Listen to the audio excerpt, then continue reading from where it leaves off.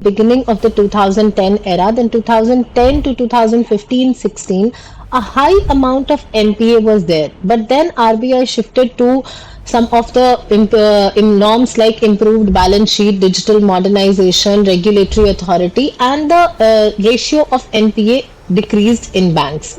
RBI has now introduced two more norms, which is the expected credit loss provisioning or the ECL provisioning. Hello and welcome back to Prep Alpine, the next generation UPSC institution.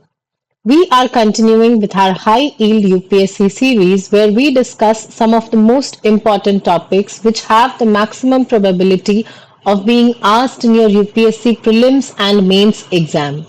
And today's topic is one such topic from where multiple questions have been asked in the UPSC prelims and mains exam, which is about the banking sector in India.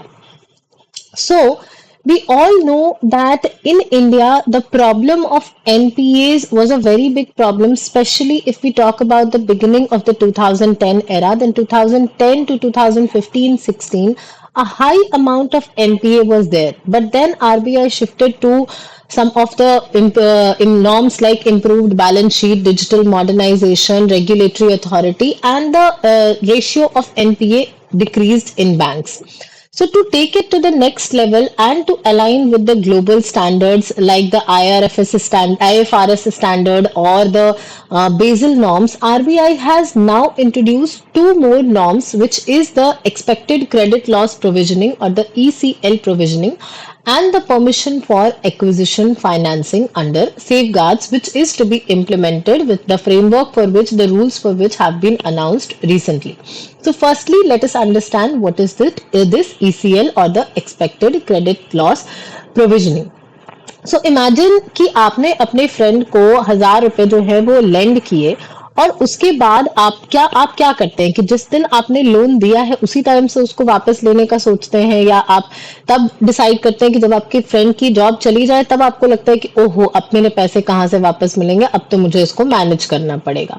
नहीं, आप starting से ही सोचते हैं कि आपको उन पैसों को जो है किस तरीके से मैनेज करना है। So this is the expected credit loss, कि आपने जो क्रेडिट दिया है वो लॉस में जा सकता है, इसके लिए आपको जो है फंड मेंटेन करके चलना है।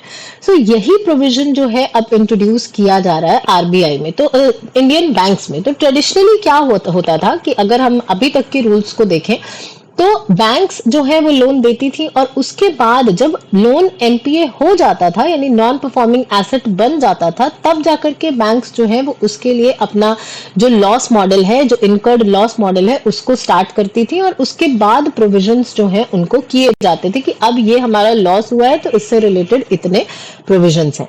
But now the RBI has announced the ECL framework, जिसके अंडर आपको जो भी लॉस हो सकता है उसका एस्टिमेट आपको पहले ही करके चलना है कि जैसे आपने लोन दिया उसके बाद ही एक सर्टेन अमाउंट ऑफ टाइम के बाद आपको दिख जाना चाहिए कि अलर्ट हो जाना चाहिए कि अब ये लोन जो है वो लॉस में जा सकता है। दूसरी चीज आप ये कैसे कर सकते हैं, तो बोरोवर की जो पेमेंट हिस्ट्री है कि उसने टाइम पर रीपेमेंट किया है नहीं किया है, सेक्टोरल ट्रेंड्स हैं, अर्ली वार्निंग सिग्नल्स हैं, फाइनेंशियल मेट्रिक्स, इन सब को यूज कर सकते हैं आप। और ये इन सब में सबसे बड़ा रोल कौन प्ले करेगा, तो अब एआई जो है इसमें बहुत बड़ा रोल प्ले करेगा। एंड लास्टली प्रोविजन जो है वो सिस्टमैटिकली किया जाना चाहिए ओवर टाइम। तो इससे क्या होगा कि अर्ली अगर आप डिटेक्शन कर लेंगे तो टाइमली करेक्टिव एक्शन लिया जा सकता है।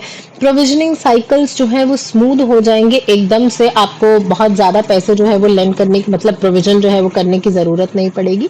एंड जो हमारी फंडिंग होगी, जो हमारे स्टेटमेंट्स होंगे वो ज्यादा ट्रांसपेरेंट होंगे। तो बेसिकली अब जो आरबीआई है वो फायर फाइटिंग मोड से फोरकास्टिंग मोड पर आ गया है। इट्स लाइक कि आपको आपके घर में आग लग सकती है, इसलिए आपने जो ये फायर एक्सटिंग्विशर है उसको पहले से ला कर रखा है। ऐसा नहीं है कि आग लगने के बाद आप जाकर के फायर एक्सटिंग्विशर लेके आएंगे, नहीं तो तब तक जितना डैमेज होना होगा वो ऑलरेडी हो चुका होगा। So this is the ECL provisioning. और इससे हमारा जो आईएफएसआर जो इंटरनेशनल फाइनेंशियल रेगुलेटिंग स्टैंडर्ड्स हैं उनसे भी हम लिंक हो जाते हैं, और जो 9th वर्जन है उनका उससे भी इंडिया जो है वो इंटीग्रेट हो जाता है। और जो बेसल 3 नॉर्म्स है उसके अकॉर्डिंग भी इंडिया जो है वो काफी बेटर पोजीशन पे चला जाता है। तो इससे ग्लोबली भी इंडियन बैंकिंग स्टैंडर्ड्स जो है वो अलाइन हो जाते हैं। सेकेंड रूल जो आया है that is about acquisition financing. तो पहले क्या होता था कि अगर कोई प्राइवेट कंपनी जो है वो किसी और प्राइवेट कंपनी को अक्वायर करना चाहती है या मर्ज होना चाहती है, टेक ओवर, स्ट्रेटेजिक कंसोलिडेशन, इन सब में, इसके लिए बैंक्स जो है वो लोन्स नहीं देती थी। They were considered too risky to be lended. उसको फंड करना बहुत ज्यादा रिस्की कंसिडर किया जाता था। तो या तो प्राइवेट कंपनीज जो थी वो खुद से पैसा लगाती थी या उनको जो प्राइवेट मनी लेंडर्स होते थे उनके पास जाना पड़ता था, जो कि बहुत ज्यादा इंटरेस्ट रेट चार्ज करते थे। तो ये जो है फिर इस तरीके की एक्विजिशन में मर्जर वगैरह जो है वो नहीं हो पाता था। तो इसलिए आरबीआई ने जो एक्विजिशन फाइनेंसिंग है उसको स्टार्ट किया है, जिसमें 75% का जो फंड है वो बैंक्स के अंडर दिया जाएगा और 25% का जो फंड है वो कंपनीज खुद से जो है वो फंड करेंगी। तो इससे क्या होगा कि कंपनीज का खुद का भी स्टेक अगर इन्वॉल्व रहेगा तो वो फालतू के कोएलिशंस, फालतू के जो एक्विजिशंस, मर्जर्स हैं वो नहीं करेंगी, स्ट्रेटेजिक मर्जर्स होगा। फॉर एग्जांपल, अगर कोई स्टील कंपनी है जो किसी कोल कंपनी को अक्वायर करना चाहती है तो दैट इज बिकॉज कि वो स्ट्रेटेजिकली दोनों इंडस्ट्रीज जो है वो एक दूसरे से लिंक्ड है। तो इससे इंडियन कॉर्पोरेट्स जो है वो अपने स्केल और कॉम्पिटिटिवनेस दोनों को एक्सपैंड कर पाएंगे। इससे हमारी जो डोमेस्टिक और ग्लोबल लेवल पर अगर हम देखें तो हमारा स्केल और कॉम्पिटिटिवनेस बढ़ेगा and this will create more jobs and economic development. So why these reforms matter, both ECL and the acquisition financing, because it will help in accelerating investment and growth. Private companies जो हैं वो अब expand कर सकती हैं अपने operations, markets को expand कर सकती हैं, global competitiveness को enhance कर सकती हैं।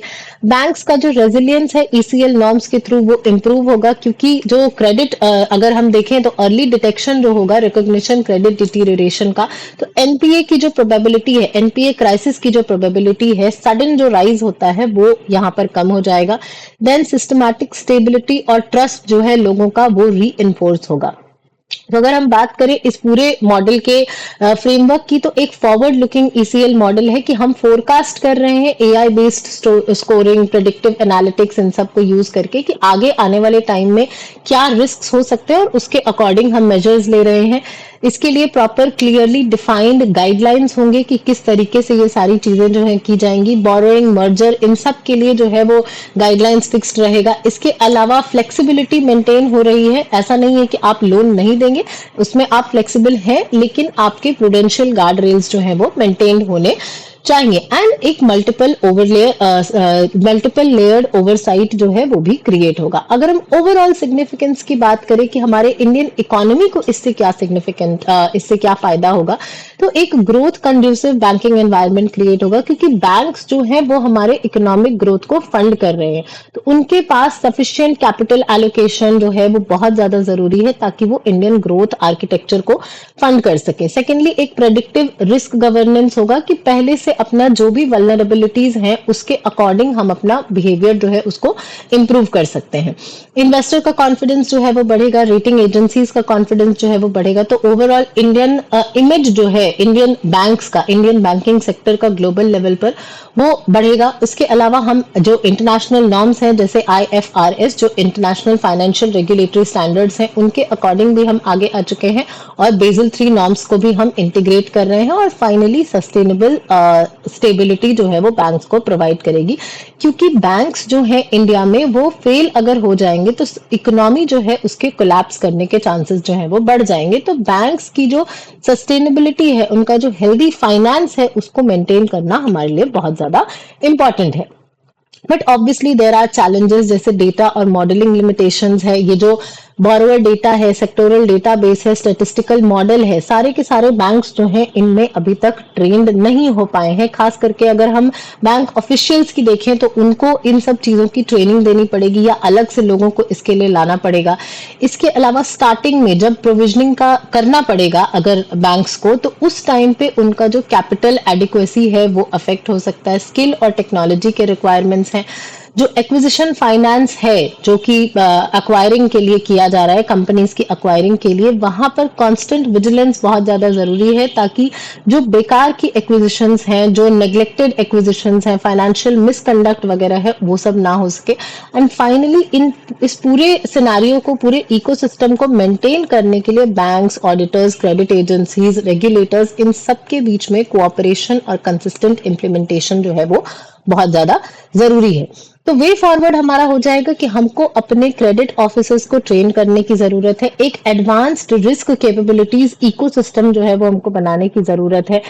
National credit registries, integrated borrower level databases, uniform data standards, इन सब को इंटीग्रेट करने की जरूरत है। प्रिवेसी जो है उसको भी मेंटेन करने की जरूरत है। देन मर्जर्स जो है वो वैल्यू एक्रेटिव हो, इस बात का भी ध्यान रखना है कि वो मर्जर्स जो है वो ऐसा ना हो कि वो मर्जर्स स्टार्टिंग से ही लॉस में रहे, उसके जो प्रॉफिट में जाने की प्रोबेबिलिटी है वो ज्यादा होनी चाहिए, क्योंकि यहाँ 75% जो है वो बैंक्स के थ्रू आ रहा है, जो फाइनेंसिंग जो की जा रही है वो बैंक्स के थ्रू की जा रही है, तो बैंक्स का जो फाइनेंस है वो सिक्योर्ड रहे, इस बात का ध्यान रखना है। देन ये ईसीएल जो ये लेंडिंग नॉर्म्स हैं, उसके लिए हमारे को जो मेथोडॉजिकल नोट्स हैं, ताकि लोगों को भी पता चले कि किस बेसिस पर आपको ईसीएल जो है वो उसके अकॉर्डिंग रखा जाएगा। एंड लास्टली जो रेगुलेटरी फिलॉसफी है आरबीआई की, ग्रोथ एंकर्ड इन स्टेबिलिटी, उस पर भी हमको ध्यान देने की जरूरत है। तो obviously these norms are very very important, क्योंकि ये हमको ग्लोबल स्टैंडर्ड से इंटीग्रेट करती हैं। लेकिन जो चैलेंजेस हैं उनके रहते हुए हम प्रॉपर जो ग्रोथ अचीव करना चाहते हैं, जिस टारगेट को अचीव करना चाहते हैं, वो पॉसिबल नहीं हो पाएगा। तो उस चीज का ध्यान हमको रखना है। तो they represent a banking ecosystem that is modern, discipline and forward looking, one that can finance India's aspirations with prudence, innovation and resilience. की जो कॉशन है वो मेंटेन करके हमको इन नॉर्म्स को अगर हम इम्प्लीमेंट करते हैं, तो जो हमारा गोल है ऑफ विकसित भारत बाय 2047, उसको कहीं ना कहीं हम अचीव कर पाएंगे, क्योंकि banks are the most important players. जो सेक्टर्स, जो ग्रोथ सेक्टर्स की बात करें तो उसमें बैंक्स सबसे आगे रहेंगे, क्योंकि हर एक सेक्टर को फाइनेंस करने के लिए आपको हेल्दी बैंकिंग सिस्टम की जरूरत है। So that's it for this video. If you want more such content, please subscribe to the channel and keep watching Prep Alpine. Thank you.